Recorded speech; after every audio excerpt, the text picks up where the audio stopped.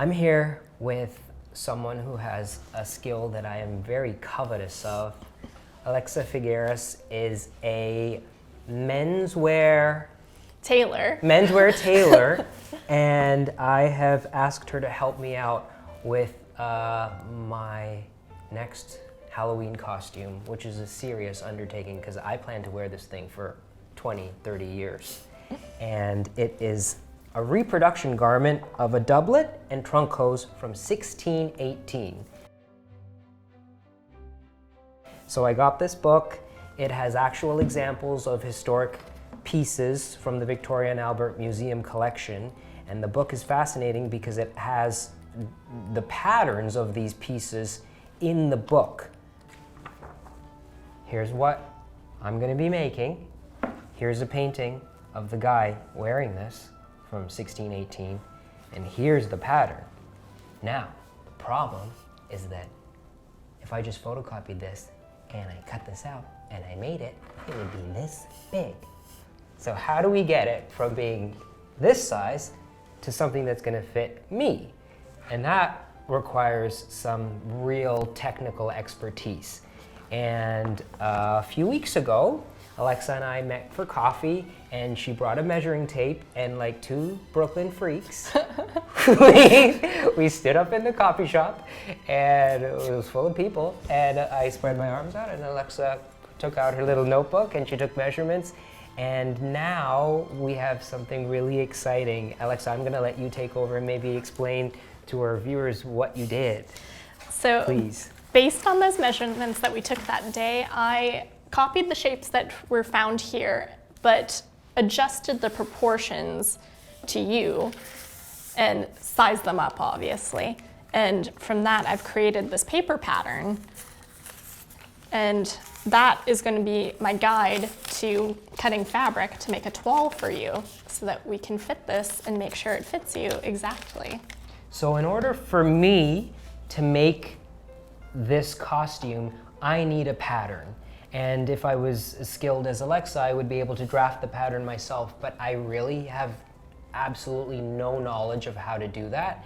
I know how to cut out cloth, I know how to sew it together, I know how to finish edges, I know how to do things like buttonholes, but I don't know pattern drafting. So this was a very integral part of this process of creating this costume, was finding a pattern and then getting the pattern to fit me. So I think this is really fascinating. I would love to explain this to people.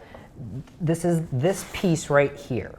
That's the back of the doublet. So this right here is the neck. And if we cut this in half, that's this piece right here. So if we took this and we scaled it, if it's like if every one of these squares is 1 inch, this proportion might not fit my back. Even if we enlarged this, the proportion of the width to the height of the back, it might be too long for my back. So when Alexa took the measurements, she explained to me something that was fascinating. Like, can you explain to everyone where you start with this? So we're looking at the pattern that we already have laid out here, and to make that proportion to you, I've taken your nape to waist measurement, which is... Can we show them on my back? So if you look down for me, it's that bony knot on the back of your neck, and then it's going to be your natural waist, often the smallest part of your waist, but it depends person to person. Like smallest part, so if this was the smallest part of my waist, you would find the point here? Yes, correct, right? And I'd find that straight line between your nape and where that line intersects with your waistline. Okay. And that's your nape to waist, so I take that, and that becomes my center back. And often that is what you build a flat drafted pattern on, and going out from there. And it's all about squares. It's proportioning this out. And when this was laid out on my cutting table as just a piece of paper, it was laid like this, and I found half of your waist measurement, and that came across as a square, and then I found where that stopped and intersected that with another line, and that becomes the center front line. And that's going to be front nape to waist. So it's a lot of geometry, it's a lot of math. So historically, this is actually not something that we would have been flat drafting. They would have draped it directly on the person who's going to wear it. Really? So they didn't use paper patterns? No. Would you be able to show us what you mean by draping? Of course. Please? Okay, so I'm going to take this off to make it easier. And draping is something that is still done in couture houses. It's a different technique of creating a piece of clothing. I'll stand up here. So I'm just using a raw piece of muslin so that we're not ruining some real fabric. And I'm going to have you face away from me because I'm going to recreate this center back pattern as they might have done. So I'm putting my straight of grain against your center back nape. And do you mind if I pin this to your t-shirt Sure, for now? yeah. Thank you.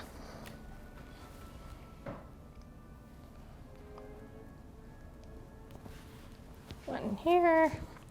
And nowadays, we'll do this on a mannequin, but they were doing this up through the 19th century to people and just draping directly in their tailors or their couture houses. Really? Yep. So I'm just smoothing the fabric the way I want it to lay over your body. Mm-hmm. So I've got my center back right here, and this is the shape that we're trying to achieve because that is the historical shape of what these garments would be. So I'm finding your nape, and I'm just drawing in my neckline right here based on that. Can I get up here with Sure. you? And I want to stop that right here. And then I'm finding your shoulder, and shoulders in this period were always set back more. So I'm just going to create a line, and I'll go in afterwards and clean these up because they're not necessarily going to be straight lines as I'm drawing on your body. And I'm drawing in my armhole. So normally I'd bring this piece around and I'd pinch in my dart right here and make sure that's going to be nice and flat. And if I were creating my front piece, but right here I have my center back and I'm finding out where that dart would be. So I'm marking that up and I'm pinning it. There's more geometry involved if I'm flat drafting it on a table. Because I don't have Rajiv at hand to make sure that it's fitting. Whoops. But I've recreated that same shape.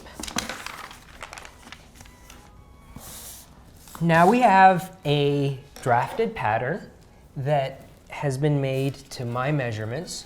And I was going to take this pattern and say, okay, I think I'm ready to start my costume, but Alexa actually informed me of another step that is done in the couture houses, not even in, like, I've had suits made and they've never done this with having a custom made suit, but I have read about fitting a toile, Toile, and toile is the French word for cloth? Yes, correct. Right, so in this book, Couture Sewing Techniques, right here, we have an illustration of a finished couture dress and the toile, the version of the dress that was made by just a cheap cotton cloth that was used for exactly this process, for drafting a pattern, but then to also fit the garment. So initially, I thought that this is where our collaboration parted ways. I would take this pattern home and I would put it on my good cloth to start making my costume, but Alexa said, no, what we should do is make a toile, because she's going to use the toile to actually finely tune these pieces so that the garment fits perfectly. What does making a toile entail? So I go in and I cut these pieces in muslin, and I try to make it as close to the finished garment as possible, but without doing all the fine-tuned finishings, so that it can be worn, so it's wearable, and we can see where it needs tweaking and where we need to do alterations. And the point of that is so that we're not going into our expensive fabrics and accidentally messing something up first. Right. I should explain that a doublet and trunk hose are the terms for the pieces of clothing that we're making. The doublet is the upper part of the garment. It's like the jacket. It's the 17th century jacket. It was called a doublet. And the trunk hose are the trousers, those balloony type pants, basically. So that's what we're making. If you don't know what a doublet and trunk hose is, now you do. And I should also mention that this this process of taking a pattern and making clothing, this is not just for historic clothing. This is what modern fashion designers are doing as well, right? Correct. And we also go into muslins when we're doing costume, when we're doing clothing of any sort, just to fine tune everything. So if you start to dive into this yourself at home, one of the great ways of experimenting without wasting or potentially losing expensive cloth is to make the garments out of just thin cotton muslin, to experiment with how the pieces go together, how they fit you, which is low risk, right? Yeah, it's a prototype. Right, perfect.